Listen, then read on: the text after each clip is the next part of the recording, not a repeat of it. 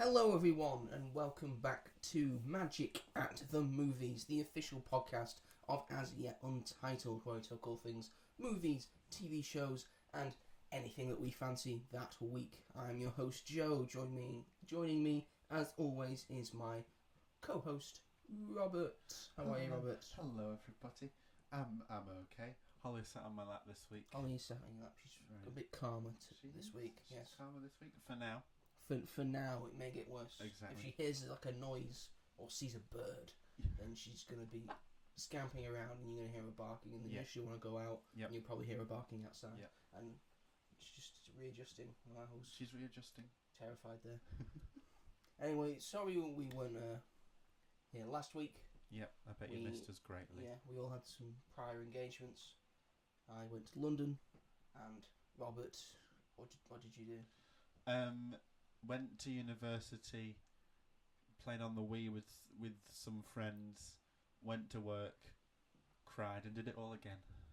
Sounds great. Anyway, so we're gonna start. We've got what we've got coming up today. He's got a multitude of movie reviews that we're gonna get into. Yeah. So we probably won't mention any of the movies we saw these past few weeks in the first segment. Yeah. So we'll try and mention other things. Okay, so our first segment, of course, is what you've been up to. Ta-da. And this week we've got 2 weeks to fill up. Yes. Stuff that we have been watching or doing or saying or thinking. All of the above. So, do you want to go first, Robert? I think I haven't done much, to be honest. I'm just going to put that out. I've just been at uni, been quite busy with uni. Haven't really had a lot of chance to watch things. But what I have made time for was Heartstopper Season 3. Ooh. Which broke me as a human being. Give us a rundown on people who haven't seen Heartstopper. So Heartstopper is based on a graphic novel, comic. Don't know what the right name is. It is a book, but it's a graphic novel. It's a graphic, based on a graphic novel by Alice Oseman. I don't really know how to pronounce her name. So this is season 3. So they adapted it into a TV show, which came out in 2021. I want to say season 2 came out. Oh no, 2022 it must have been. And season 2 came out last year, and then season 3 came out last week. And it's basically follows just this group of friends in high school and how they navigate being LGBT and things like that. And it's the main focus is on Joe Locke's character Charlie and Kit Connor's character Nick as they fall in love and discover their sexuality and deal with like their mental health and stuff. And season 3, it meant like a lot to me this season. I don't know what it was, but I've never had the reactions that I've had when watching this season. Season 2 was one of my favourite pieces of television I've ever seen. Season 3 just went on a whole other level. There's a lot of like battling with mental health in this season, and the way that they deal with it is so brilliant. They address everything that needs to be addressed, like from the fact that Charlie is lucky to be able to have funds that can help him improve his mental health and things like that, and that he knows that he's lucky, but then it also shows it from Nick's perspective as well, like as his boyfriend dealing with, you know, how he deals with that situation. And it's just so it is what the world is. It is what, you know, our generation is of young people, and it's just life and it's love. It's just that in a show, and it's just so nice and just so real. Is it a bit cringy? Yes, but you're gonna get that with stuff like this. But it doesn't affect my enjoyment of the show because it's just so nice and lovely, and just one of the best things I think has ever been made, and one of the most important things that young people can watch at the moment. What's it on? Netflix. On Netflix. Did they release the entire season? Yes, they do. So have you seen all season 3? Yes. At this point? Yes. Okay. I don't think I would have been able to cope if it was a weekly release, if I'm honest. Let's do it all in one go. Just Exactly. one horrible sitting.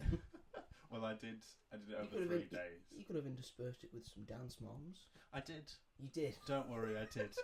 So, Oh, Robert, you never let us down. first day I watched it, I watched 3 episodes, cried my eyes out, and I thought, I can't continue with this right now. That is too much for me. So then I watched Dance Moms instead. I need some others just shouting at some children. So that worked That'll really well. lighten the mood. But yeah, it is quite a heavy-handed season, but done so tastefully and so brilliantly. There is this one scene where Joe Locke's character says something, and I just completely started blubbing and sobbing. About 30 seconds later, my mum walks in, and I'm just in floods of tears, and she's like, "You alright?" And I was like, "It's fine. It's She's like, "What's up? What's up?" It's not anything. It's just TV." And she's like, "Oh, okay." So it was like, "Fine then." Never mind. Like she's never cried. Exactly. No, but yeah. So that was last week. That was the thing that I was obsessed with, and very much looking forward to season 4. Mm-hmm. But we'll have to wait probably quite a while for that. Never mind. That's what happens. Oh well, if it gets to season 4. Yeah. Hopefully Netflix. it will. It better. It I'm ends on still cliffhanger. annoyed they've cancelled Chaos. Yeah, that's a Because shame. a couple of weeks ago I was raving about it and hoping Yeah. got a season 2. But I thought it was doing all right. It did like 15.4 million. Yeah, that's quite a million lot. viewers. Yeah. Apparently not enough for Netflix. That. But then they renew stuff that people have never heard Yeah, of. we're getting a Red Notice too. Who wants that? No, apparently loads of people watch Red Notice. Yeah, I They was. one of couldn't. They them. couldn't stop banging on about it. You had all those rave reviews. Everyone's about watching Red it all the Notice. time. Red Notice. Crying out loud! Just give us more of what we want. For crying out No, loud. it was a good show, and I'm disappointed with Netflix. Yeah, as you should be. But I'm sure they'll win me over when WWE comes on in January. That's true. And That's then true. They glued I'll to be your able to, screen. be able to cancel all my other subscriptions. Just focus Just on that focus one. on that one, pretty much. So, what I have been doing? Yes, tell us, because I don't know the ins and outs of this either. So. Yes, because we only saw each other 2 days ago. Yeah. When I came back, Mm. I have last week I went on a bit of a holiday, Holiday. as it is to us Northerners, Yes. to London, Mm-hmm. because London is for us quite far away Yeah. and feels very much English. It feels like a completely different country. Yeah, it does. London does to me. Yeah. It's a very diverse place. It's very Yeah. There's a lot of very beautiful stuff Yeah. in London. I did a lot of sightseeing, all the general stuff. So all the very general stuff as well. Yeah. So a couple of films and a couple of independent cinemas that we will get into. Yes. But I also I did Taskmaster, the live experience. How was it? So much fun. Was it? I was like a Oh. really big fan of Taskmaster. It was probably a dream come true. That's Right, so you go in and you go in, and it's got like a big museum as well of all the of like previous like stuff from the show. Yeah. So various paintings and stuff and stuff that they have done and Yeah, made yeah. for the Taskmaster. They had Taskmaster head. Oh yeah. They had the big statue of Greg like sitting down like that. So Yeah. I took pictures with him there. They had like various tasks that you can do to like just waste some time before you do the big main thing. Like they had the like get this potato into the hole. Yeah. Don't touch the red green. That was fun. And various other stuff. They had like a cocktail bar, Oh, cool. so you can have like special cocktails like from the show. That's really cool. And especially the ones that they made in said show, because there was that task where it said to make your own cocktail. One of them was called bin juice.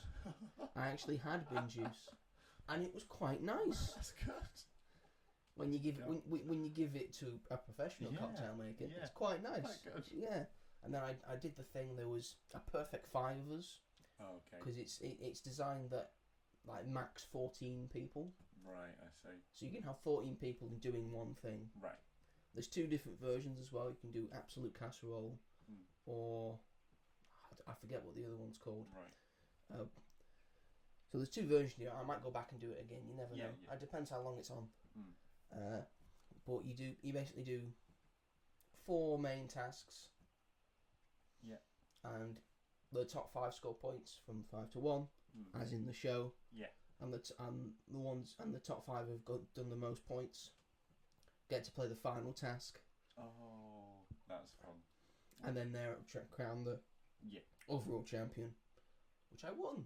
Oh my goodness! I won. Know. That's so cool. And I got a little duck, a golden duck. Oh my that god! Says I'm the best of the worst. But it was so much fun. It was like being in an episode of Taskmaster, and it was really great. And doing all the tasks as well. And you think, oh, I'm going to think about this logically, and then the little Alex Horn that they've got, just explains to you at the end of the task, like, oh yeah, you could have done this, you could have done that, or I'm hiding this, or this means that, and you could have just done that. I don't want to spoil anything in case someone wants to go and do it. But yeah, it was so much fun. That's great. And I did that on a Wednesday, and on the Wednesday evening, I'd already planned all this out. I also went and saw The Play That Goes Wrong. Oh my goodness! So which apart from Taskmaster, was probably my favourite thing that I did. And it's so funny and it's so good. And it's so interactive as well. Oh, that's great. And all that. Yeah, it's just so fun. And the people behind it, Mischief, always funny as well. They've done a lot of stuff for the BBC. Like they've done like specials and stuff. They've done Peter Pan Goes Wrong. Yeah, which is brilliant. They did a live one on BBC for The Play That Goes Wrong. They've toured Peter Pan Goes Wrong as well. But these are all Peter Pan Goes Wrong's on iPlayer. They've done Christmas Carol Goes Wrong. That's on iPlayer. And they've got the Goes Wrong show, which is also very, very funny and good. So yeah, that was a treat. Thursday I went and saw the Batman exhibition that they've got there. Oh, cool. Yeah. For 85 years of Batman. They had all the cool replicas and props. And they had the and they said at the start, like, these are all real replicas and real props. Some of which have been are being displayed for the first time. That's amazing. Which is really cool. Yeah. And they had some like really niche stuff as well, like that I didn't expect to see. Yeah. So they had Robert Pattinson's Batmobile from the Batman. Oh my! Like the full real thing, the proper thing, real cool to see. They had the Batcave area. Of all the different like gadgets and weapons that they have used in the films from like The Dark Knight and The Batman and Batman Forever and Batman and Robin. They had all the suits, nipples, all the bat suits with all the nipples. Oh, it's great. They had Pattinson's suit. They had Bale's suit. Oh, cool. They had Keaton's suit.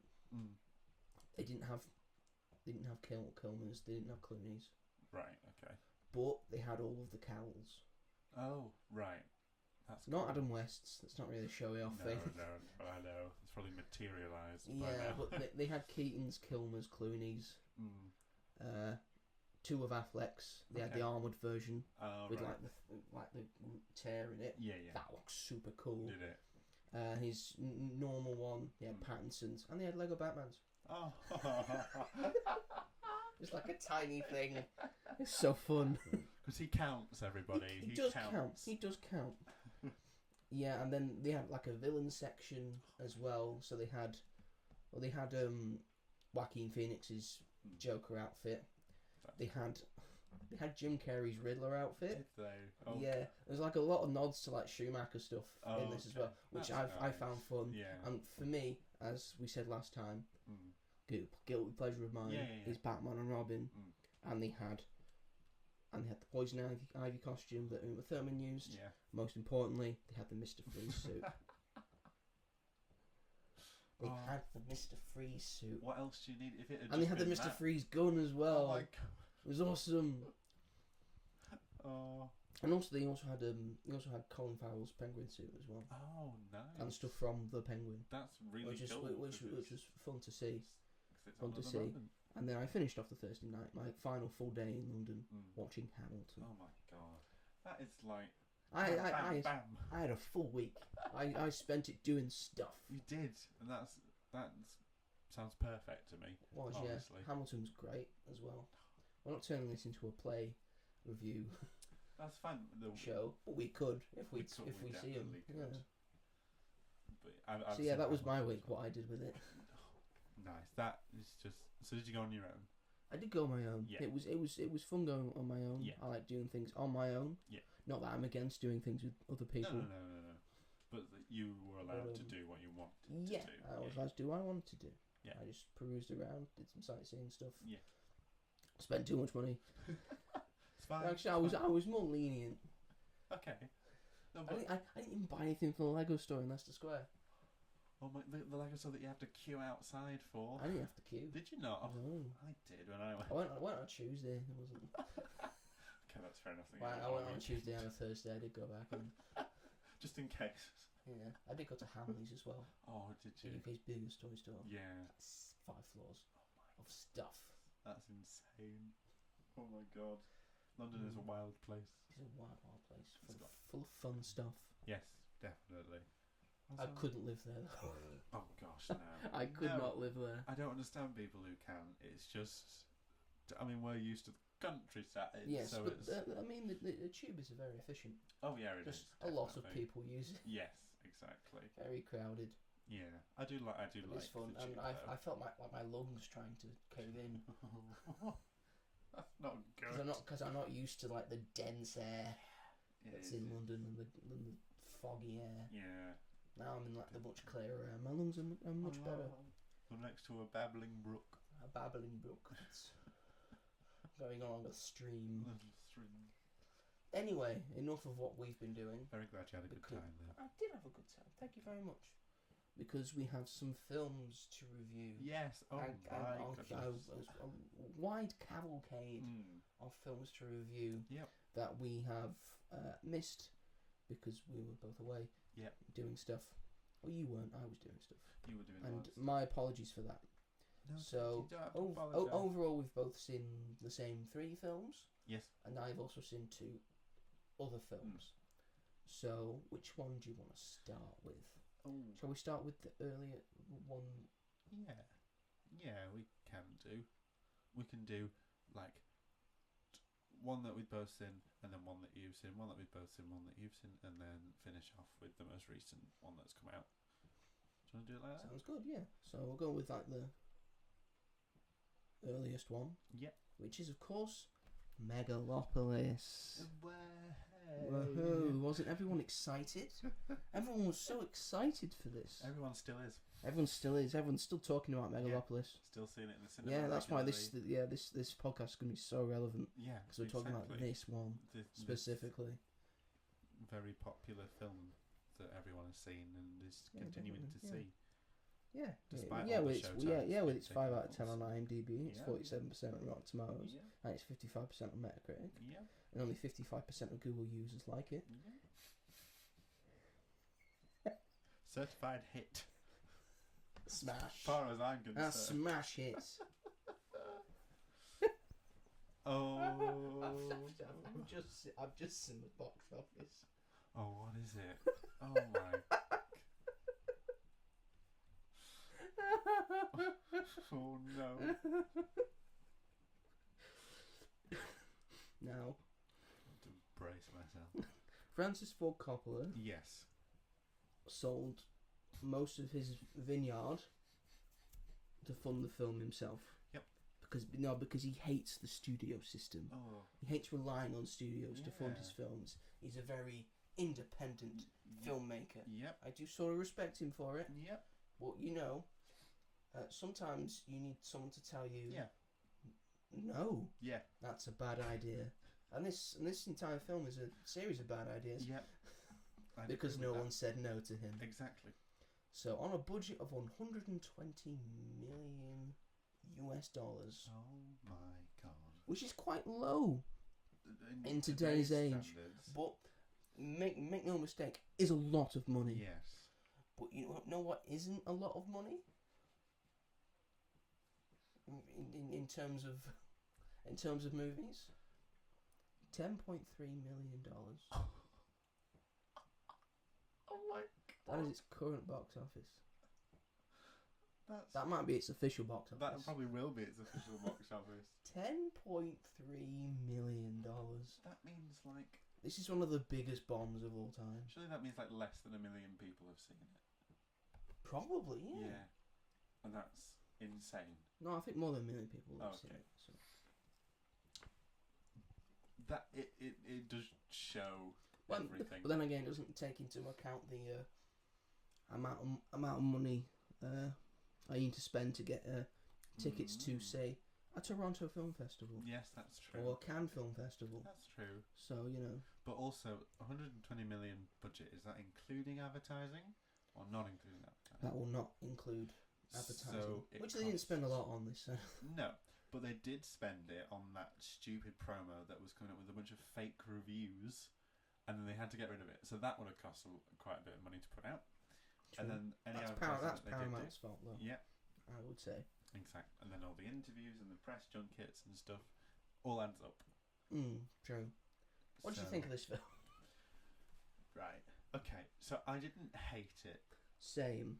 I quite liked the world that had been built. I quite enjoyed being in it in a weird sense, not because it was like a nice world to be in, but It was an interesting world. yes, that's it.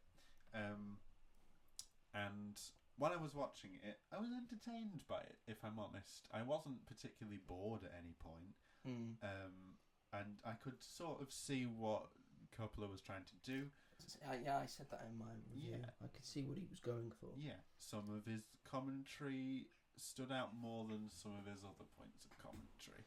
I've spoken to 2 people who enjoyed this film. I asked them to tell me what it was about, and they'd simply said, lots of things. And I said, go on. And they just said, well, and that was the end of the conversation. So, but when it had finished, I was like, okay, I kind of enjoyed that. But the more I thought about it, the more I was like, what actually was that? Like, what exactly was he trying to say by doing this? And then I thought about it even more, and then I realised I don't care that much. I don't think he gave any sort of reason for anybody to care about anything he was trying to say in this film. Very true.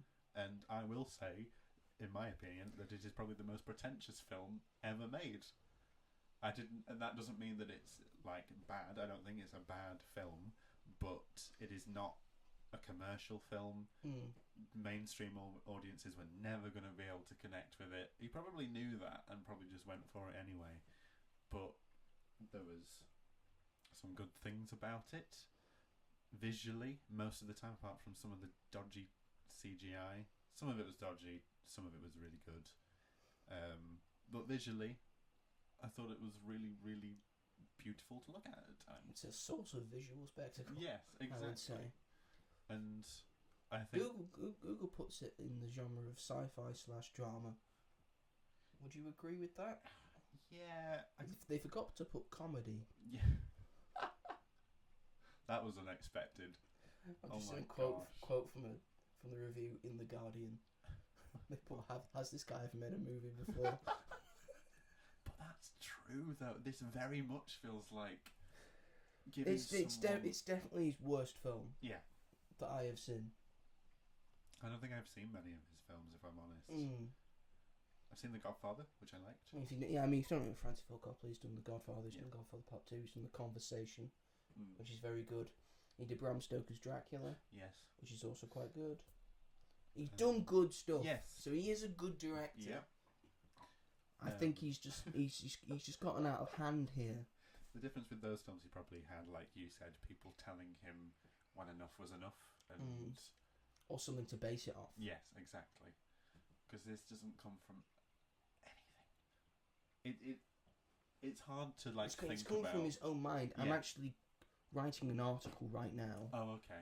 About, I think you don't need to do a biopic of Francis Ford Coppola. Right. Because he's sort of done it himself here. But unlike other biopics, which is like fact-based, like this is what happened in their life, this is from his mind and what he thinks of himself and what his journey has been. Ew. He thinks he's misunderstood. He's a misunderstood genius. In what sense? Genius, but he's done this thing, and that's gonna make him like a paradise. And if you just leave him alone and let him be to this, everything's gonna be beautiful. And at the end, everything is beautiful. Yeah. Because of him. I didn't get any of that from the film, and I'm glad that you told me, because it makes a lot of sense, so much sense. But I hate that. I hate that is the most self-absorbed way to look at this film. I've made this. This is great. Everyone leave me alone because it is good. Like what? Who does that? I mean, listen to the plot that Google has given me. A conflict between Caesar. Yeah. Oh. Caesar. I will say the main character's name is Caesar. He sees himself as the main character, and the main character's name is Caesar, which means ruler. Yeah. Yeah. A genius artist who seeks to leap into a utopian idealistic future. And his opposition, Mayor Franklin Cicero, remains committed to a regressive status quo, perpetuating greed, special interests, and partisan warfare. What about that doesn't say the studio system? The mayor is the studio system. Caesar is Coppola trying to fight the status quo. That is what this film is. I'd understand it more if Coppola had films that were misunderstood. Like, but he doesn't. He has just a lot of very good films. Like Yeah, if Stanley Kubrick Apocalypse made this Now film, is another one that I forgot to mention. He has fans, massive fans.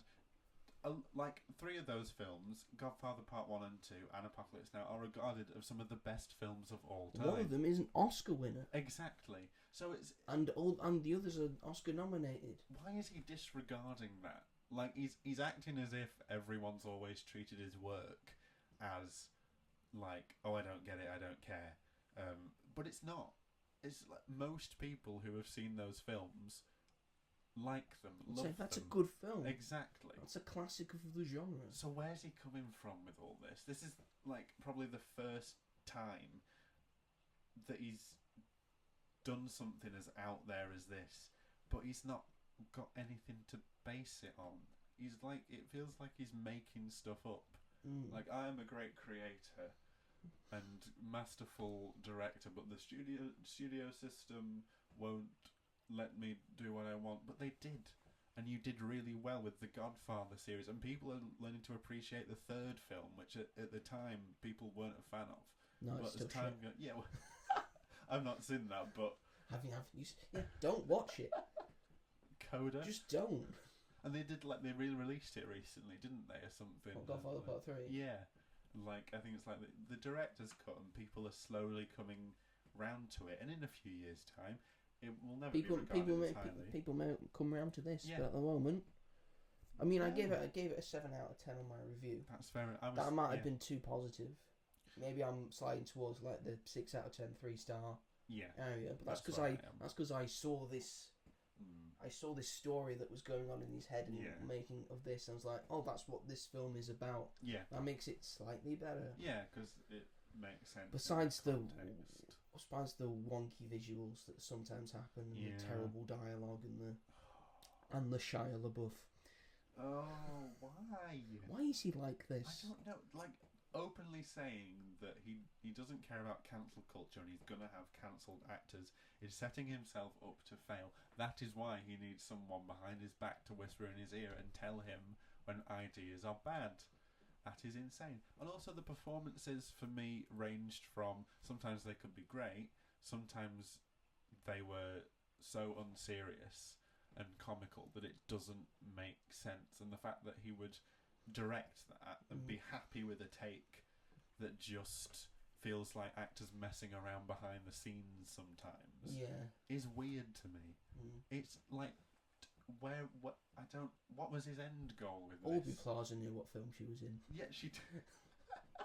100% knew this was a shit show and just decided to do whatever. And I respect her for it. Definitely, because I remember watching her performance and being like, because I love her so much, and I'm like, this is one of the most bizarre things I've ever experienced. Because, like you said, you can tell that she knows in the film, like she's trying to be this character, but then you also know that it's Aubrey Plaza being this character in this very pretentious film, and she, trying to do what she wants with it in a certain way. In a way, yeah. And then the ending as well, with spoilers, with the baby, and they stop time, and then it's just the baby. But they're all stopped, and the baby's just the only one moving. Yeah. So they're gonna have to wait until they're able to talk. But who's gonna teach the baby to talk? Yeah. But that's a long, long time. So is that Coppola saying like the next generation? I didn't find a group or device named Lamp Tank. Lamp tank. What? That's not what we said. What? I forgot there was an echo in here. That was very rude. I didn't even hear you like say it in your words. No. What Where happened she there? got that from? It's down here. Very See, rude. artificial intelligence. It's Not as smart as you think. But yeah, so is that? It's a fascinating. I'm fascinated by it. Yeah. It's And this, just the why you made it.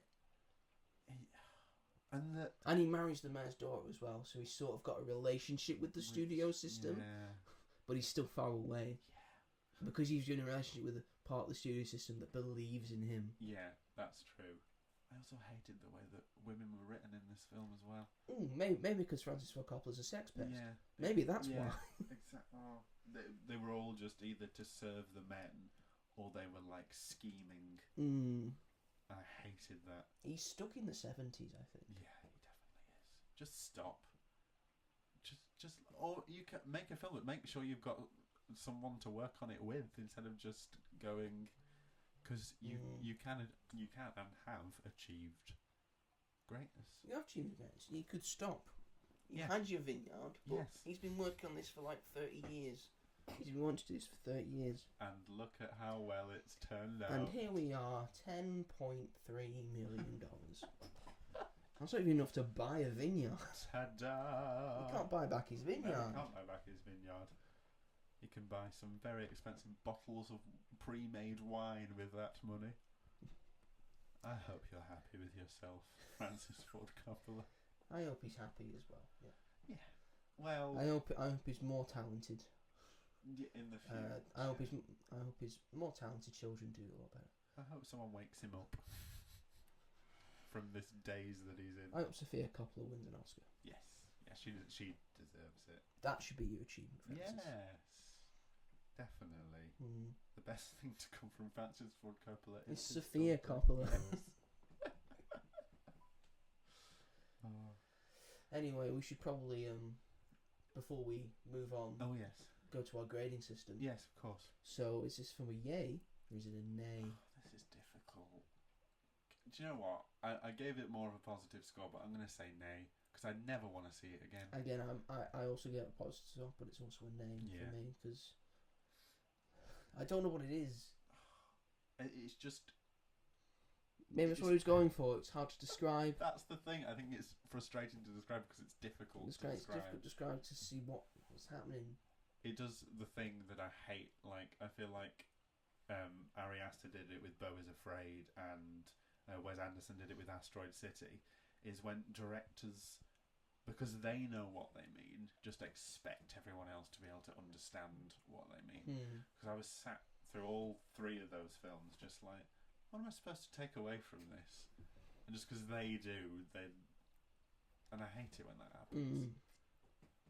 I need to know what the point is at the end of the film. Yeah, exactly. And sometimes we don't know. Sometimes we don't know. Right. Shall we move it along Yes. to a film that only I have seen? Yes. Which one will it be? We'll start with the better one. Hellboy the Crooked. No! Oh. It's actually The Outrun, starring Saoirse Ronan. I'm very curious to And hear directed by something. Nora Finchite. Ooh. Shite, I think that's how you pronounce it. Has she directed anything before this? Any short films? Any other feature films? German director and screenwriter. She directed Without This World. You're making me look up the filmography now. Sorry.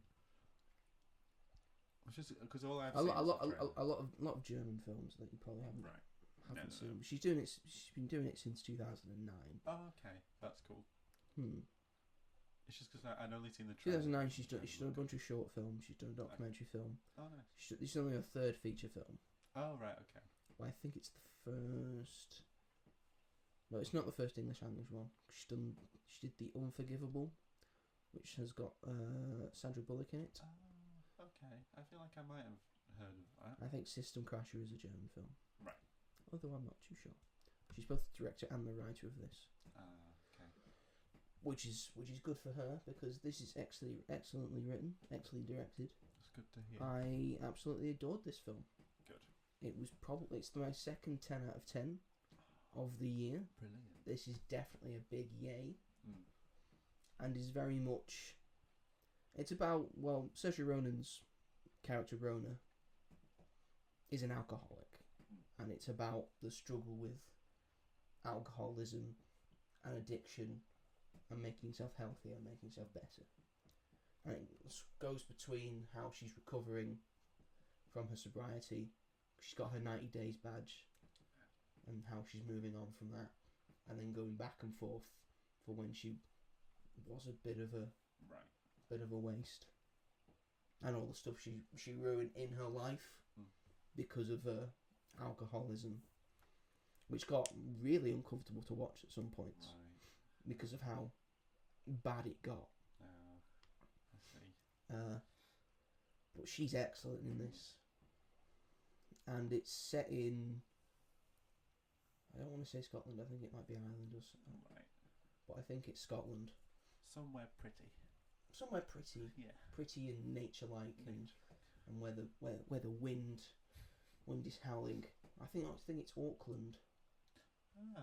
Okay. Off New Jersey, I think it is. Right. Okay. Not New Jersey, just Jersey. New Jersey is in. It's not set in America. What a shame.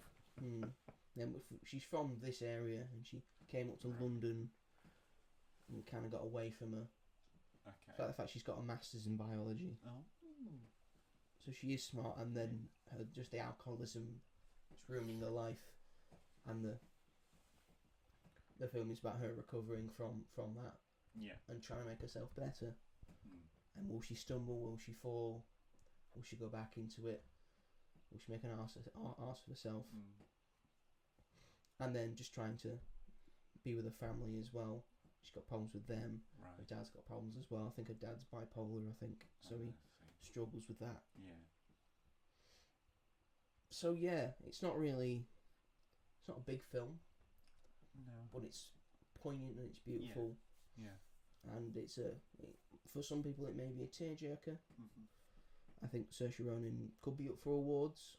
I hope so. Has she won an Oscar? I feel like she hasn't. I feel like I remember seeing the Academy Award nominee. I think he's been. They might have been for Quick America and the Scots. Out of all the roles. What's that mean? Yeah, like great, but I feel like like Lady Bird and stuff. She was nominated for Atonement in 2007. She plays a little girl in that. Yeah, and she's quite a scheming people forget People forget that. Yeah, she's like the villain. She got Best Actress nomination for Brooklyn in 2015. Oh, I've seen that one. Best Actress nomination for Lady Bird. Deserved. Nomination. Yeah. So and was that Emma Stone? Did Emma Stone win that year? 2017. I think it might have been. Yeah, for La La Land. Yeah. And in 2019, she was nominated for Little Women. Good. So she's been nominated for stuff. Yeah. This might be a year. This might not. Again, I've spoken about Lee, which I feel like Kate Winslet is also a big contender. But yeah, this is definitely. There's not much more I can say about it without ruining it. Okay. But it's beautifully shot. Yeah. It's beautifully told. You have to see it to really feel it. Yeah. All I can say is that the performances are fantastic, and it's a beautiful message, beautiful story. Yeah. Yeah. I really want to see it. It didn't get a big release. No. Annoying. It went to Sundance. I think it got a good review at Sundance. Good. Did they have like a? It's got under $1 million in box office, but Okay. Again, it's an indie film. It doesn't have to make that much money. No. So yeah, The Outrun. The rating system. Yeah. It's a definite yay. Yay. Definite yay. A double yay if I could, but we can't do double yays. Oh, We have to set a precedent. It's either yay or nay. I think Holly spotted a fly. Oh, Holly. Yeah, she hates flies. She likes killing flies and then eating flies. Oh, and we say, delicious. don't eat flies. Oh. Anyway, shall we go to a film that we have both seen? Oh, golly. And guess what the next one is? When you're smiling, when you're smiling, the whole world smiles for you. It's Joker, Folie Adieu. Folie Adieu. What does Folie Adieu mean? It's somewhat like two crazy people or To something like that. Like one's Folie Adieu meaning. one's delusional. Sorry, the person's here. Give us 1 second. Just to let you know, mate, I'm done, so if you want to lock front doors... Will do, thank you very much. I'm sorry, that was the decorator. Having the house decorated. I'm not that middle class. Just leave me alone. I asked for the decoration, the parents did.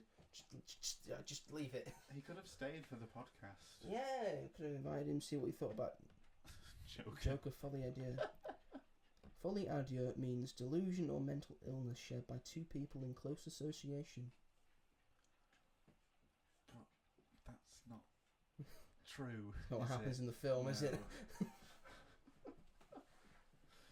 Oh, where to start with Joker Folie Adieu? Well, I can tell you what the budget was. Oh no. The budget between 190 and 200 million. Because of When the first one was made for about 50. Yeah. The first one, 50 million budget, over $1 billion at the box Yep. office.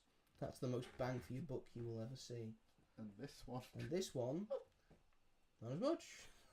No. Not as much. I think in Joker's domestic opening weekend. The lowest for a Yes. quotation marks comic book movie. Film. The lowest What we've ever cinema had. score for a comic book film. Lowest cinema score for ever. a comic film. It's got a D. Yeah. I think so. The first Joker on its domestic opening weekend received, I think, 90 million, something around. Yeah, it made a that. lot. This film's domestic weekend opening was about 37 42, yeah. to that. So that's a very, very big drop for at the beginning of this year, arguably one of the most anticipated Very of the anticipated. year. My most anticipated film of this year. Really? Yeah. But Wicked's coming out. We hadn't seen anything from Wicked at that point. This had been teased for 2 years. When it was announced, Lady Gaga was going to play Harley Quinn. My brain, hip hip hooray! To me, that was perfect, especially for this. And then we heard the rumour that it was going to be a musical. Which again, my head, that works because there is a big theme of music in the first film. So I was like, this could work. This sounds really good. And this you got sounds Lady Gaga, interesting. so Lady Gaga. And then I thought the trailers looked really good. I was like, this is going in the right track. I'm so excited. And I was that person, the people that said in the trailer they both do a big double kick on the stairs. and that is It's never not in the film. Despite that, You're going to be disappointed if you want that big double kick on the stairs. It's not in the film. that is the background of my Letterboxd review. And I said in my review, this shot is not in the film. And therefore, it's ruined. Ruined. It's ruined. Completely ruined. I feel like the film had a different ending Yep. because of that. Yep. So I was that person that told people. People would say, "Oh, we don't need a sequel. It's stupid. It's a musical." And I'd be like, "No, here's why it's gonna work." And then the film comes out, and it doesn't work as a musical. I thought that the original premise was going to be so we find Joker Arthur in Gotham, and then he meets Harley Quinn in music therapy, which he does. But I thought that Harley was going to be like the leader of music therapy. She was going to be a music therapist, and that was where. And because in the comics she's a psychiatrist. Yeah, exactly. Well, And technically the animated series, because she debuted in the animated series. I would like that. Oh, I didn't know that. Yeah, Batman the animated series was the debut of Harley Quinn. You're joking. That's. Oh my! Who's the guy that made the animated series? Oh, there's two of them. Bruce Timm, I think he's called.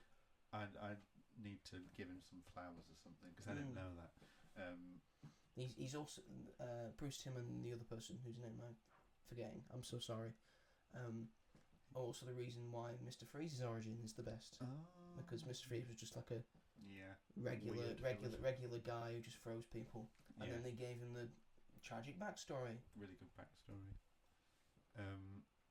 But yeah, so I thought that was going to be the premise, and that was how we were going to make the musical make sense through that.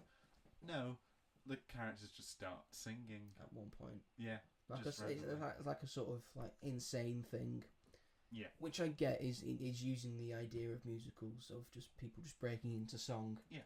At some point, it's an insane notion, but we're living in the world of movies and fantasy where nothing is off limits. It's a fantasy in itself.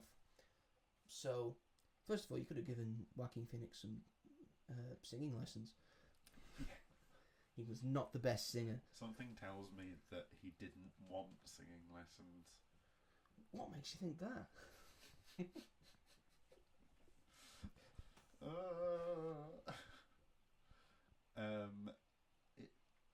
It's on the whole, I'd say I liked it more than I disliked it, because whilst I was watching it, there were parts about it that I really loved and saw something in it and understood the visions, the multiple visions that were in the film. And I was chatting to a friend that I saw it with afterwards, and we were thinking of like what they should have stuck with and how they could have made it better. So it is mostly courtroom drama, unfortunately. Most of it set in the prison as well that Arthur stays in. And Arkham Asylum. Where he is not being the Joker for most of it. That is one thing. He is probably Joker for about 15 to 20%. I would also like to point out he's not the Joker. He's No. Joker. Which is another reason. Another reason. He's not called the Joker. See how easier that rolls off the tongue? Yeah. The Joker. Rather than just Joker. Doesn't feel right, does it? It just doesn't feel right. That is a whole other reason with the film's ending, which made me actually just feel sad. But there were, like I said, there were parts of it, like the dream sequences I thought were so well done. Yeah. And even the musical sequences themselves, like, visually, looks really good. And I think the visuals overall in this film were probably one of the best parts about it. And that is probably they put the most attention to. So it's like, if we can say one thing about this film, it'll be how nice it looks. But again, so Harley Quinn is one of my favourite characters in fiction of all time. Mainly thanks to Margot Robbie's version, and then over the years I've seen a lot of more other versions, and I just have you seen the Harley Quinn animated show? Yes, I love it. Yeah, it's very good. So obviously I was really, and I love Lady Gaga, so I was like, oh my gosh, two great things coming together, it'll be great. And I thought that she did everything she could with a terribly to get written something role. out of it. Yes. Yeah. I thought she was fine, but that's mostly because she's like bogged down by the character of it not really making much sense. Nope. I'm going to say there is no real point of Harley being in this film. Apart from Joker just having someone to love and obsess over, apart from that, she doesn't do anything. She sits in a courtroom, and that is about it. Goes to speak to his lawyer once, goes to see him and whatnot, but she doesn't. The most outrageous things that she does is steal a TV, and that's it. Like, and that's how. But we've seen from all the behind the scenes and the trailer stuff that they filmed. Yes. That looked amazing. That looked good. That looked like that might be a bit of fun. Yeah, them dancing on the steps like it was in the first. I think they suffered because I actually don't think Todd Phillips actually wanted to do a musical. No. And the studio said, no, I think we should do a musical. Yeah. And I think he just wanted to do a courtroom drama.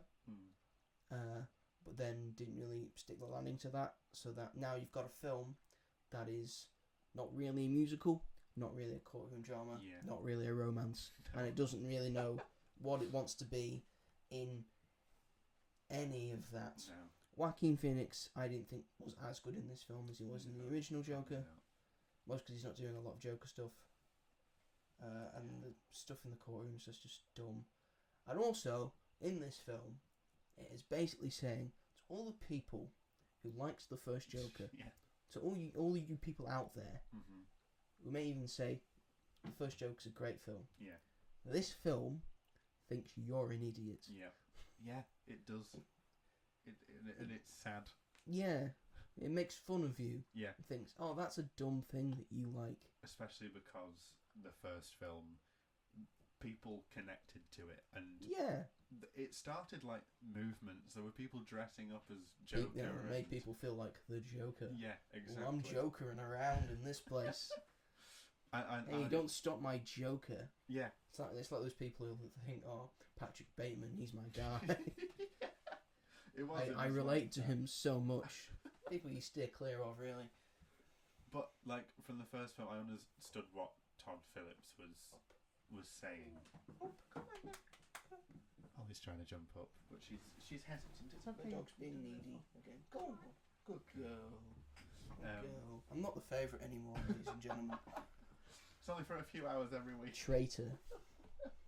But yeah, but with the first film, that's it, like Todd Phillips spoke to people by showing an interpretation of like the 99%, and it was like a brutal look at it, but it said something. I think. I mean, sure, did he just rip off Taxi Driver and the King comedy? Yeah. Yes, but I still felt it sort of worked. Yeah. As a film, if you take away the comic book aspect. Yeah. But for Warner Brothers to make a film, it needs an intellectual property Yep. tied to it, otherwise they refuse to make it. Yeah. I mean, The Penguin could have been just a great gangster mob film. Yep. But if it's not got an IP to it, Yeah. Warner Brothers doesn't want to put money to it, doesn't want to make it. Yeah. Which is a shame. Yeah. But gives us stuff like this, doesn't it? Well, hey. Woohoo. There is just, I don't even know what. It's also the fact that, so at the end of the first one, he very much becomes the Joker. Yes. In the film's version of. Yes, because now he's just Joker. insane now. Yeah. And he's... This film picks up kind of where the last film leads off, and he's not. It's like a couple of years later, I think. But he is not how he was, and that is disappointing because the whole point of this is to see that version of Joker again, and we barely see him. And when we do see him, he's not that great. The whole scene where he puts on that stupid accent and is talking to I can't remember his name, but from the first one, his friend that he spared. Which I thought that scene had something in it, with his friend saying like, "Why are you doing this to me? Like, you were always nice to me, and never made him feel like anything less." And that was really nice. But it was just the whole, like, that was the extent that we got of Joker, was him putting on like a weird accent. And also, why are they letting him wear makeup? Exactly. Hell, they say, "Oh, there's nothing in the rules." Yeah, there is. It's contempt of court. They would have never been able to get away with half of the stuff that he got away with. It doesn't make sense. So, and just, how are you letting him represent I himself know, exactly. when he's been in an insane asylum He's killed for people. multiple years? He's just walking around this court. He's walking around trying to do what he wants. It doesn't even look right because his hair's not green. No, exactly. So, and then it's just... Alright, before we get to the spoiler bit, Yeah. shall we say if this is a yay or a nay? Okay. So 1, 2, 3, nay. And I gave it 3 stars. I gave it 2.5. Yeah. 5 out of 10. So we don't think it's awful. There's something in that. I enjoyed the fact. Well, I appreciate the fact that it tried to do something different. Yes. It tried to be different in a way, and I think that's good. Yeah. You just needed to pull the trigger on one of those things. I would say go more for the musical. Yes. Because I think that's different and fun. Yeah, And we don't get enough musicals No. these days. Well, Wicked's next month, but into the excess of boy.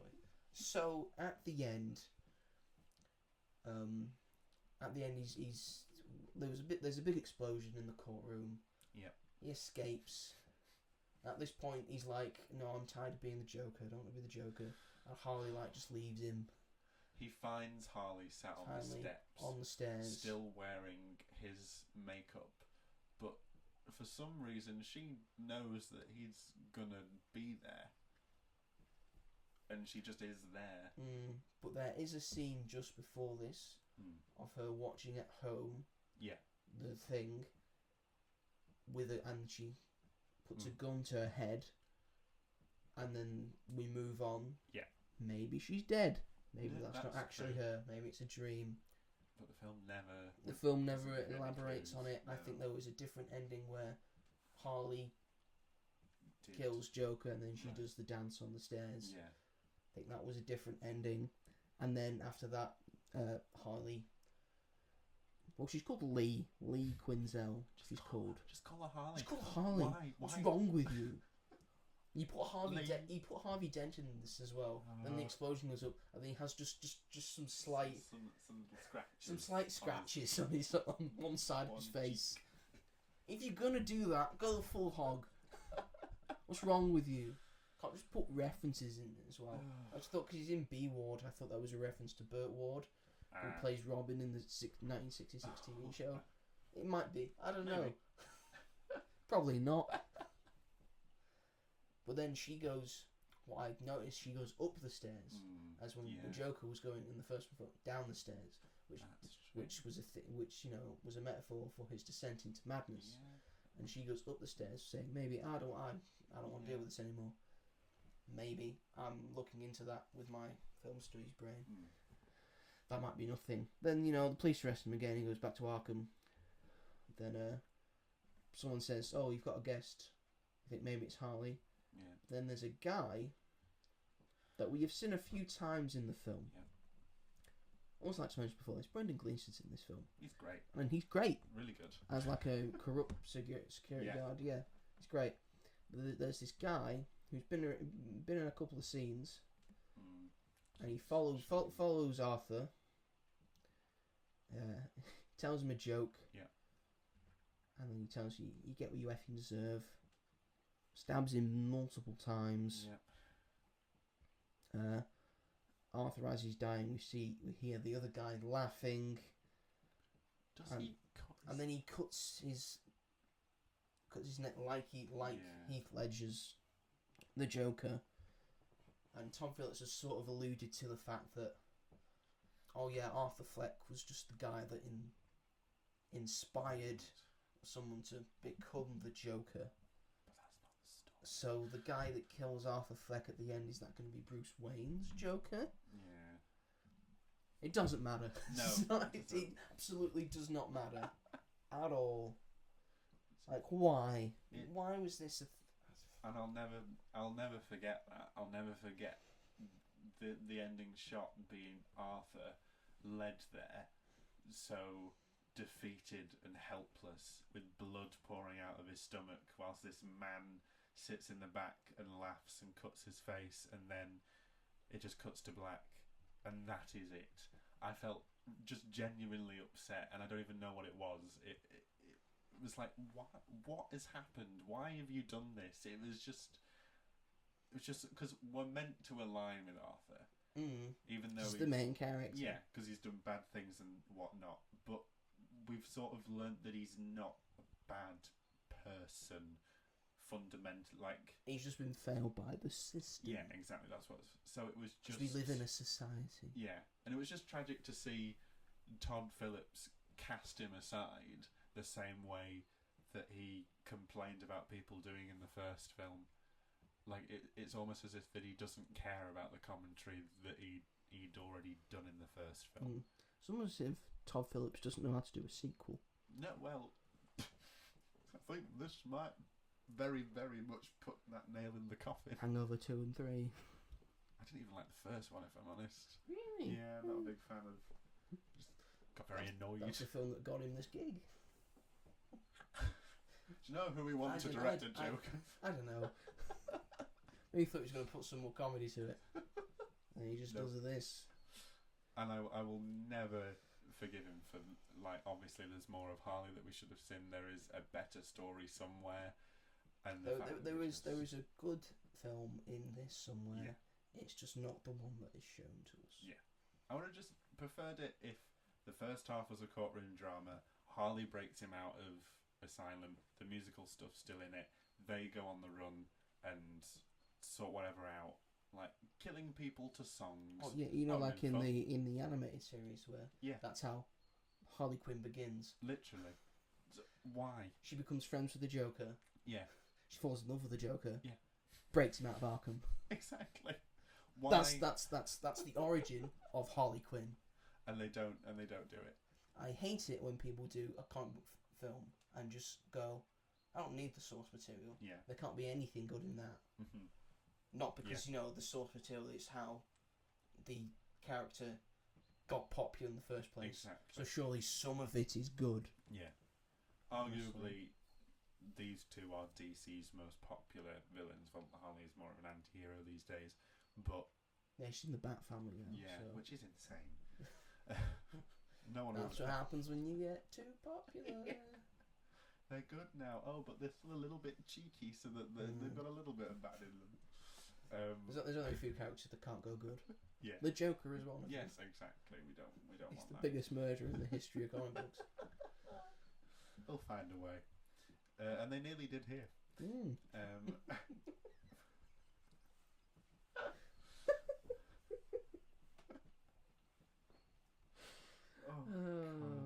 But yeah, I will never. This idea should have been gold. This should have been brilliant. This should have been as popular as the first one, if not more so, because it got criticised for like it being irresponsible. I'm going to do quotation marks. And I understand people's complaints with that because it can look like that, and maybe it's not the best representation of mental health either. It's very Hollywoodized and like very much a gimmick rather than a genuine part of a person and their struggle with everyday life, and I understand that, but it's just everything is just sort of chucked. It's down the drain. That could have worked. It's been chucked out the window. Yeah, and it could have been great. And here we sit. Anyway, that's Joker. Two people that are mad at the same time. I've never felt so sad talking about a film ever. Genuinely. Okay. Let's move on to another comic book. Move on to another comic book movie, which I enjoyed a little bit more. Okay. This is Hellboy: The Crooked Man, and don't worry if you've not seen it in cinemas. It was out for a very limited time, and I think it's already streaming. I think so. That's how much faith they had in this film. But yeah, Hellboy, it's a known property, mostly because of Guillermo del Toro and the I think the cult status that those two films have. Yeah. Both of which I immensely enjoy. I love the Hellboy character. I've read the Hellboy comics, which are also great. Mike Mignola, who I think I'm saying that right, who wrote the comics, had a lot more play in the third one, the David Harbour one. Right. Which said, "Oh, this is more faithful to the comics, even lower budget than the first two." Yeah. Still didn't make a lot of money. No. And this one's got even less budget than the David Harbour one. It looks like a straight to streaming film. It does. Yeah, mostly he almost did go straight to streaming. You know, like 2 weeks. Yep. And I had to go to London to be able to find a screening for it because there was none here. I don't want to Bolton, but you know, I was already in London. Well, so exactly. Why would you want to? So on a budget of $20 million, it made at the box office $1.3 million, which does not surprise me. No. Considering when I went to London to watch it, I didn't go exclusively to watch. I'll just make that clear. I was in London. I went and watched it. It was at View, so a multiplex. Yeah. It wasn't like I went to an indie cinema No. to see it. In a really big screen. At not like late, Yeah. but like Yeah, a reasonable like time. early evening, Yeah. which is like a reasonable time to go to the cinema. As most people I would say most go people around go. that time. Then empty screen, only me in it. Yikes. I moved up to get a nice comfier chair. But this is essentially a very. It feels a very like. Oh, what's the word for it? Sort of like the. There's a word for saying. Like it's like a small thing, like the one when no one's ready in Friends and the Fly episode in Breaking Bad. Niche? No. Well, it's just in like one area.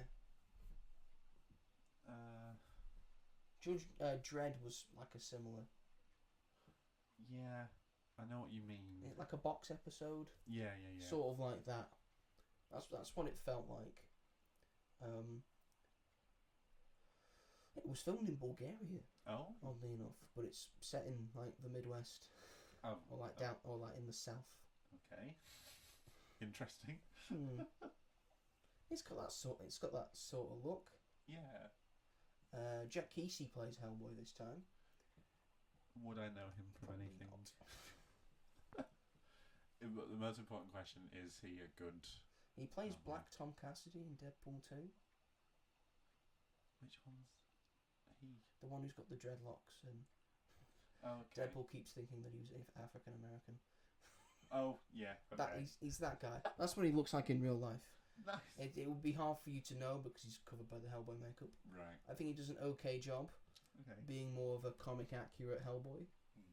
which this is definitely like the most comic accurate we've been. Right. He's just like he just comes from like a wrong part of town. He's solving the one thing. Yeah. It's more horrific and horrifying Right. than the previous three. Okay. I know the David Harbour one had a lot more horror elements, Yeah. and Guillermo del Toro also had horror elements because that's his bag, baby. Yes, it is. And also fish people having sex. We don't My judge you, favourite. Guillermo. We don't judge you. We don't judge you. Your kink's your kink. You know, Yeah. you can't help it. You do you. But it didn't start great because it started with like a big exposition dump, Oh, I see. but then like a big spider fight. So I was like, all right, okay, Ooh. I'm still in. Hellboy's fighting a big spider. Nice. Yay. But then there was like a lot of like weird editing stuff that they decided to do to make it seem, Right. oh, this is creepy and horrific, but you could have just done it like a normal cut. Yeah. Like, why have you done that? But it kind of built into itself. Oh, okay. There's a lot of southern drawl when Right. with the actors, Okay. because like most of the actors besides Hellboy and his little sidekick in this from the BRPD, because it's supposed to be set in like a place in the south, a Right. spooky woods area in Okay. the South America, and the southern accent is one of my least favourite to hear. I don't like how it sounds. No. No offense to people who sound like that are from that area. I just don't like how it sounds. Like some people don't like how Scousers sound, or Right, people or yeah. Geordies sound. It's not very nice for my ears. But still, a lot of good performances Okay. in it, That's and again, good. it builds up to itself. And it's got a lot of good horror elements. Right. And the main villain, the Crooked Man. Great idea, wonderful villain. Is he from the comics, or is he based off of the I Conjuring? think he might be from the comics. Right. Like the idea of him from the comics, like seems like an alright idea. Because I know him from the Conjuring films. It's not the same person. Okay. I was gonna say. We're not in the same universe. Right. We're doing a Hellboy the Conjuring universe. I could see that. Not everything needs to be a multiverse, Robert. That was the first thing my mind drew to, because in those films he's wearing like a purple suit and he's massive and he's like eyes are in his hat and his teeth are really sharp. No, on this one he's got like a top hat and he's very Victorian. Oh, I see. And he was like a rich landowner who was like, right. he got too greedy and then he got hung I see. or hanged is the phrase. Hanged. And then the devil made him, oh, you have to take these souls, and every time you take a soul, you get a penny, and you have to keep doing this until you get your fortune back. Oh, okay. So that's the deal of the Crooked Man. Right. And Hellboy's like, no way, sister. You're gonna feel this right fist of doom and my big gun. He's got a great gun. I think it's called the Good Samaritan. Oh, Which is a I cool like name that. for a That's gun. a really good name. It looks very similar to the previous two that we've had, Right. which is fine because that's what the gun's supposed to Yeah, look like. yeah. I would say. There's a lot of good action sequences. Nice. Again, a lot of good action, a lot of good horror elements. Mm. There's a bit in a church which is very good, where they bring up the dead and they have to fight off things because they can't step onto it because it's sacred ground. Right. 'Cause it's a church. Yeah, yeah. Oh, of course. They say, but then he goes, "Oh, this church is full of sinners, so I can just raise the people up for the dead." And it's That's fine, quite and they're already on the sacred ground, so they can step on it. Oh, yeah. Yeah, there's a good action sequence in there, and a bit where a shovel gets blessed by the Holy Spirit, so you can fight people off with a shovel. That's pretty cool. There's a bit in the house when they go to confront the Crooked Man in his old house. There's a lot of stuff with like Hellboy's mother, how he was birthed, Right. and stuff with his technically dad, Satan, or the devil. They don't get into like the big all massive thing because it's a low budget film. They don't have to do a big Hollywood cataclysmic event like the first two were. Yeah. But there's rumours to it. They're not going to make another one of this. No, probably not. So it's left nice and tidy at the end. Okay, that's good. It's like, they defeat the big bad. Yeah. They call for help. They go away. All is well. Yeah. This town is less spooky. And you've done the thing. But there's a lot of good performances as well. Yeah.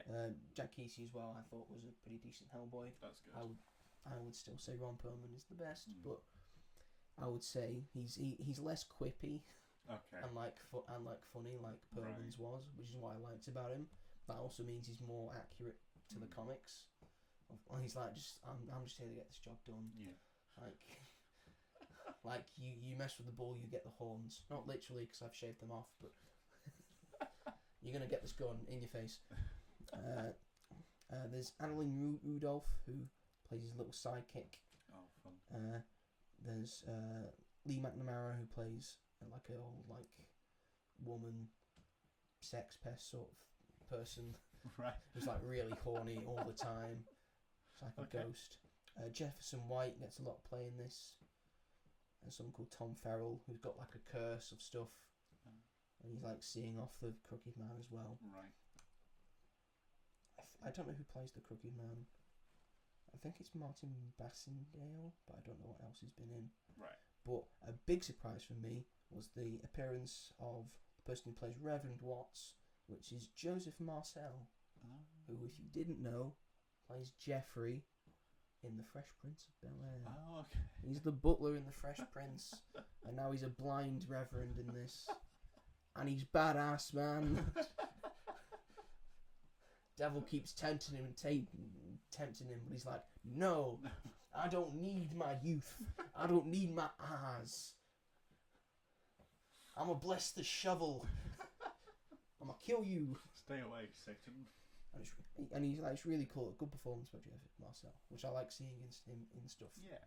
So yeah, Hellboy the Crooked Man. If it's on it's on streaming now, I think. Right. You probably can't see it in cinemas. It's an hour 40. Oh, I like that. A breezy watch. I enjoyed it. I know it's got a lot of negative reviews, but again, it's not an overall positive review. It's like a 6 out of 10. Yeah. I would say. But it's a decent film to watch. Yay or nay? Overall, I'm gonna give it a yay. Yeah. Because I quite enjoyed it, although I see all of its faults. Yeah. Because it does have faults. Well, that's fine. And it might not be for everyone. No, that's fine. You can see a film's faults, but still. Yeah, but if it's on any streaming service that you have got, then by all means give it a look. What fun! What fun! And now we shall go to our most recent film that we have both seen and reviewed. I would say best of the lot. I that we've both seen. That we've both I've seen The Outrun. That's like a 10 out of 10. 110% the best that we've both seen. because this is Transformers 1. Which is officially out today Officially in the UK. out today, although I saw it yesterday. I saw it Monday So they saw it Monday. for a screening for Limitless members for Odeon. Ooh. It's one of the perks. It's one of the perks. Look You can at see some films you. early. Well, it's not that big of a deal because it's already been out in America for about a month. Yeah. And not been doing well. No, which is a real frickin' shame. Which is a shame. God's sake. Then again, the Wild Robot's also been out about the same Yeah, time. I that's think true. people are going to the Wild Robot more. 2 animated films about robots, like a week apart. And I think people have been. I think at this point people have been burnt Yeah. too many times on the Transformers saga. I think people have just lost their Which is a shame because the last 3 Transformers films that they have made I agree. are all good. Oh my I would gosh. say Bumblebee is good. I really like Bumblebee. Sorry, Bumblebee is great. Yeah. Rise of the Beast I thought was good. Fun. I enjoyed fun. Fun was accurate to the Transformers, I Yeah. thought. And they all look like Transformers. They're all Yeah. colourful and bright. You can tell them all apart. Exactly. Decepticons aren't just black and grey. Just hunks of metal. And this one's very good. It's a good origin story. It's good, like, journey into. Yeah, definitely. If you like Transformers or you want to get into Transformers, I would say this is definitely a film that you can get into Yeah. and say, oh, these are why Transformers are cool. Yeah. It's just really very enjoyable and really funny, and the animation is stellar. Like there are some scenes where I'm just like, oh my gosh, let's just look at all the colours that they use in it. It's animated very well. Yeah. It looks beautiful Exactly. and colourful and bright. Yeah. Like, I've never seen Cybertron like this. It's great. Yeah. I know we talked. I think last episode we talked about Michael Bay and his Transformers films, which I hate. I like the first one. The first one's fine. All the others can get in the bin. Why are they so long? Exactly. But like Bumblebee and Rise of the Beasts, like Good me, Transformers yes. films. They were actually family films. The original ones are for like misogynistic, racist men, white men. Yes. So that is why I do not like them. But like those ones actually like captured the spirit and You like cars, you like metal, you like things spinning, you like bumbling idiots that look like Shia LaBeouf, you like chicks. Yeah, you like man, robots we got you for swearing you. and pretending to piss on women and Yeah, stuff like that. do you like and that? Being racist, and you'll love. It's like random hijinks when they're trying to hide from Shia LaBeouf's parents, and they're just hiding around the house, despite the fact that they have a built-in disguise To be cars. to be cars. Why wouldn't you just turn back into cars? Anyway, Michael Bay, everybody. Michael Bay. Don't talk about him. Bollocks to him. He's had his time. Anyway, this had a budget of 75 to 147 million. Which is like what it's made so far at the box office. It's currently made 98.6. Oh, okay.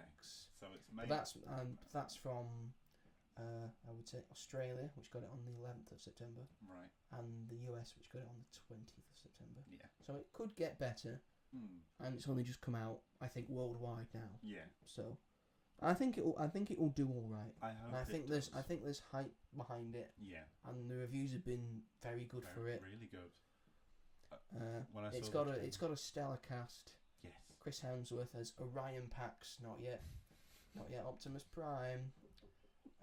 Brian Tyree Henry is D16, who will become Megatron.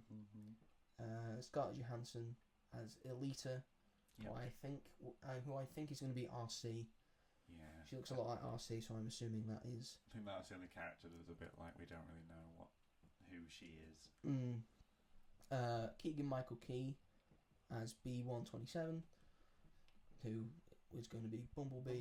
A very obvious one. Fan favourite. Steve Buscemi's in this as Starscream, Weirdest casting. who sounds like a lot like Starscream already, and then you get his voice box broken, and then he sounds a lot like Starscream, and I quite like it. Yeah. And it's got John Hamm as Sentinel Prime, He was fun. He was quite fun, enjoyed yeah. him. and Lawrence Fishburne as well Yes. as Alpha Trion, I think is. Yeah, I like. So it's got a very good voice really cast. good cast, and I liked all the characters. Yeah, who all do very, very well. Yeah. What did you think of this film overall? I thought it was great. I didn't think it was like phenomenal. It's not game changing. No, definitely not. But it's a very good animated film, Transformers definitely. film. Yeah. But I will say, I thought that the last third was fantastic. Like them becoming the characters. I thought it was good. Yeah. I thought it was a little rushed. Okay, that's fair. A little rushed, and I thought, you're doing a lot of very generic stuff here. Yeah. Because you need to get to this bit and this bit, or this character needs to be here, this character needs to be there. Okay, we have to this, and this. Yeah. Not to say that was bad. Mm. I did enjoy it, and I did enjoy watching it. I think I got chills when the moment happens with D16 and Orion. Orion. You can call them Megatron and Optimus Prime. People know who they are. But it's just when that happened, I was like, oh, okay. And then for me, it like stepped it up a little bit. And I thought also like visually it set it up as well, because something happens to Orion and it looked really cool, and I appreciated them doing that. And then but if they do make a sequel, which I hope they do, then it is set up perfectly. But it also is the thing, you know, that a lot of like franchise films have, where it's like, is it just a setup for future installments instead of it being its own thing?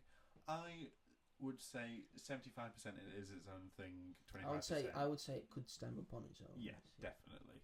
I had a friend. Because then you've got the TV show. Yeah, that's true. That's very true, actually. But it's just frustrating to see that it's not doing that well. And then the Michael Bay films, which made $1 billion, and that's so annoying to me, that because this gets it so right. This is good, yeah. And something that everyone can enjoy. It's not. I heard people saying that it's like, it's like a reviewer said that it's only serviceable for little kids and very hardcore fans. I disagree with that. I think that this is a great all ages film that anyone can enjoy. If you just like animated films, like this is a great family film.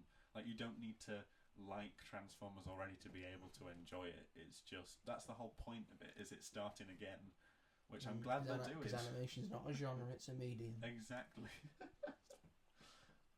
But I'm glad they're I think the franchise needed a refresher, if I'm honest.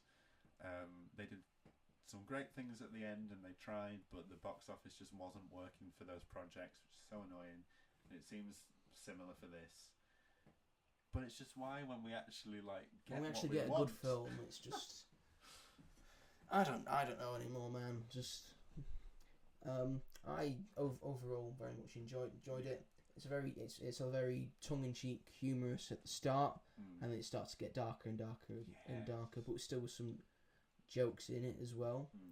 And then like the big reveal and the fork in the road that leads Optimus to be Optimus Prime, Orion to be Optimus Prime, and D16 to be Megatron, I thought was very well done, because you could see why he's gone that way and he's gone that way, and I thought it was very well done. Again, I thought it felt a bit rushed at the end, but that's fine. It was still enjoyable to watch and to see him become Megatron and him to become Optimus Prime, and they both look so cool. Yes, they did. Oh my goodness, so cool. Everyone's so cool. Everyone's so colourful. Yeah. And Soundwave's in this as well. I love Soundwave. He sounds the coolest. Love Soundwave. I know he's a Decepticon, but he sounds cool. It's like really cool, Soundwave. He turns into a jukebox. That's his his original transforming ability. He's turned into a jukebox. Oh my. Oh, how terrifying. Then again, Megatron's original one, he just turned into a gun. Oh my. And someone just picked him up and shot him. Glad they've changed it. Like now he turns into a tank. Which makes a lot more Which sense. makes more sense, yes it does. Starscream was always a jet. He was cool. And I liked seeing in this them sort of using when they change into vehicles, but using that on their normal selves, not their transformed like when Megatron, like when he enhances, and then his fist becomes, well, his appliance is the tank's gun, and I think like Scarlett Johansson's character uses like the wheels on her The wheels feet are just as like points. run, It's stuff that they have done in like the animated show. Right. And in the law, it's a known thing that they can do. So I was very grateful that they put that into it. Yeah. Because it makes it more interesting. I would say. Yeah, definitely. Because Optimus can like just turn quickly into a truck. Yeah. And then just sweep out someone's legs. There's a point where he's being trapped by a guy, and then he turns, and then as he's turning into a truck, he knows he's going to be able to twist the guy. Oh my god! And that was a really cool That's moment. really cool. I thought Keegan-Michael Key was very funny in this as Bumblebee, or B, whatever his name is. Yeah. I like Scarlett Johansson in this. I thought Chris Hemsworth did a pretty decent job. I think he did. as Optimus Prime. At the end, It's gonna be difficult to. Yeah, definitely. That's to, so it's iconic difficult to live up to Peter Cullen, and just perfect. who's done it for so long, and he's just perfect as it. But I think he does a very good job as having like a younger version of that. Definitely. But you can still really sort of hear the Chris Hemsworth nuts in it. My highlight for this was Brian Tyree Henry as Megatron. He was my favourite. I thought his performance was incredible, especially when he learns out the truth. Yeah. And he just gets really angry. It's brilliant. It's just a brilliant performance. We very rarely see characters in like fully turn evil, but to an extent where you can understand where it's coming from. Yeah. Rather than just, I want the thing and it is mine and I want it.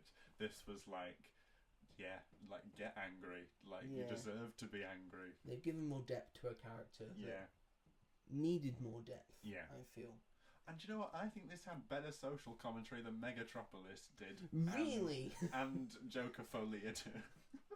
Considering you don't know what the actual film's called. It's Megalopolis. Exactly. Megatropolis. Exactly. What's wrong with you? But like that was very. It speaks to the world at the moment. Yeah. And you know, I think a lot of people might be able to relate to where he's coming from and stuff like that. See that, and that's also, you know, when I was saying about people thinking it's just for kids, like these are things that kids aren't going to understand at the moment particularly, but you know, adults can see that. Yeah, but like, in the future they'll be able to understand. Yeah. And so it could also be for adults. Yeah, exactly. This is a film for everyone. But you can get stuff out of it. Yeah, really can. Which is important. I found myself like thinking about it for quite a while afterwards, like when I was like I had like a couple of hours before I wrote a review for it, and I was just thinking, I was like, that was really good, and I'm just a bit annoyed that not enough people are seeing it. Well, at the moment, as far as we know. Yeah. Because it's just, you know, I'd like to see them continue with this good. story. Exactly. Continue it like this. Yeah, it's great. You can just use animation. It's fine. Yes. Again, it's a medium. You can tell your stories through it. Yeah. Just stick with this for now. This is what Transformers should focus on for now. Yeah, do the animated ones. Yes. Please, thank you very much. So is this a yay or is it a nay? Yay. It is a definite yay for me. It's a thumbs up. Absolutely, really enjoyed this. Definitely. Again, not the best film of the year. No, definitely not. But it is very good, very well made. I'd say it's like quite high on my list of this year's films, and it's definitely, for me, it was a surprise because I didn't think the trailers looked great. I thought, when I heard they were doing it, I said, "Oh, we're going to do a film called Transformers 1. It's going to have Chris Hemsworth as Optimus Prime." And this was like 2 years ago. Yeah. It was like, It was literally like around the time of, you know, Rise of the Beasts as well, and it was like, so we're abandoning this story. So we're not doing this, are we? Okay. Despite Rise of the Beasts ending on quite a big cliffhanger and stuff, which will we ever get? I don't know, and I don't really care. Do you want a G.I. Joe film? Not really. Not really. They haven't gone well in the past. They tried to revamp the franchise and it blew up in their faces. I haven't seen it, but that's because Snake Eyes wasn't very good. Yeah, poor Henry Golding. Why can't he catch a break? He can't catch a break, that guy. But this is the way they should go with it. Hopefully, if people agree that it's done well enough to warrant a sequel. I think it'll need about over 300, I would say. Probably. It needs to match the previous film's box office. I think it will do alright, considering I think the toy sales would be fine for it. Yeah, that's true. Very similar to how the Rise of the Beast did alright at the box office, but they did super well because of merch sales. It's the same for Mutant Mayhem as well. Yeah. I imagine this will sell a bunch because I think the look of the characters is very toyetic. It did make me want to play with Transformers, like it made me want to buy a Transformer. And then I saw a Transformer in a shop, and I was like, 36 steps to turn him into a truck. Yeah, and I don't want to spend that much money on the self-transforming Optimus Prime or Megatron, which does look cool. It does look cool. I mean, can I still get the Lego version of Optimus Prime? I can get the Bumblebee one, but it's just My friend has the Lego Optimus Prime.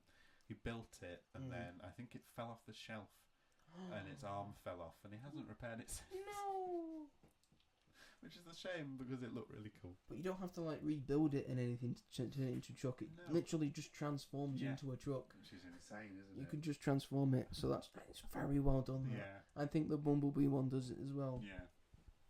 So I'm like kind of like that's cool. Real life Transformers. Where would I put it? Yeah, that's true. That's my problem these days. Where would I put it? Where does it go?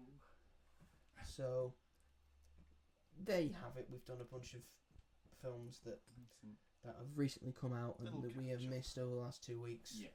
A little catch up with you all of how we feel about what the film industry's been up to these past 2 weeks. Yeah. It's not been overly positive. There's a couple of good ones in there. Yeah. We can recommend Transformers Run. We can recommend The Outrun. Almost definitely. If you want to see Hellboy if you want to. Bit of fun. Do not see Joker for the idea. If you're that bothered, wait for streaming. Yeah, we'll wait for streaming. Yeah. And I don't think you'll ever be able to watch Megalopolis again. So if you missed it, you lucky sod. You made the right call there. Anyway, is that the show? I think that's the show. Thank you all very much for listening, watching, wherever you are. Looking at this podcast. We are available on YouTube, so if you're watching it on that, please give us a like, give us a subscribe to As Yet Untitled.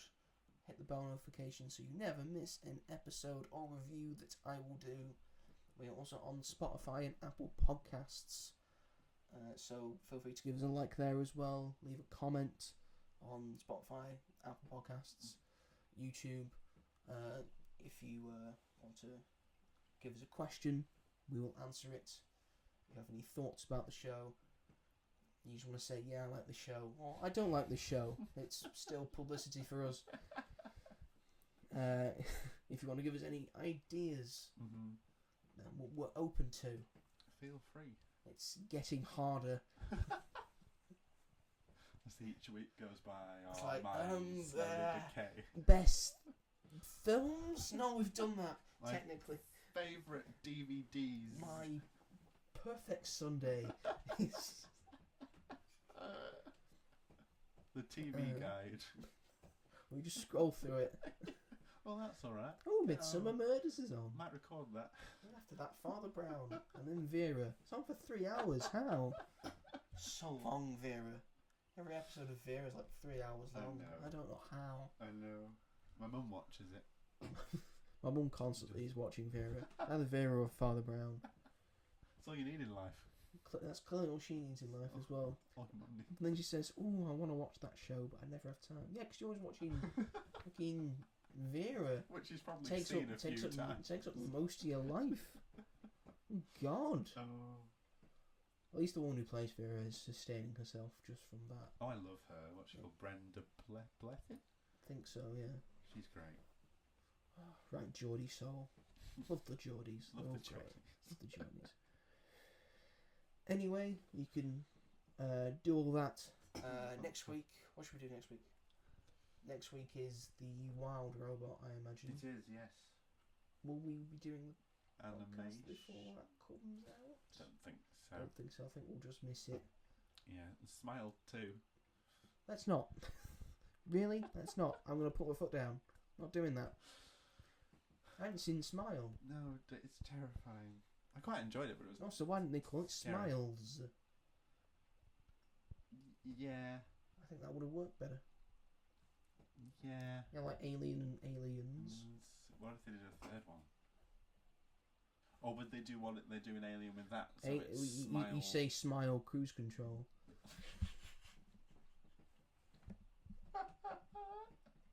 Or Electric Boogaloo. The Crooked Man. Smile the Crooked Man.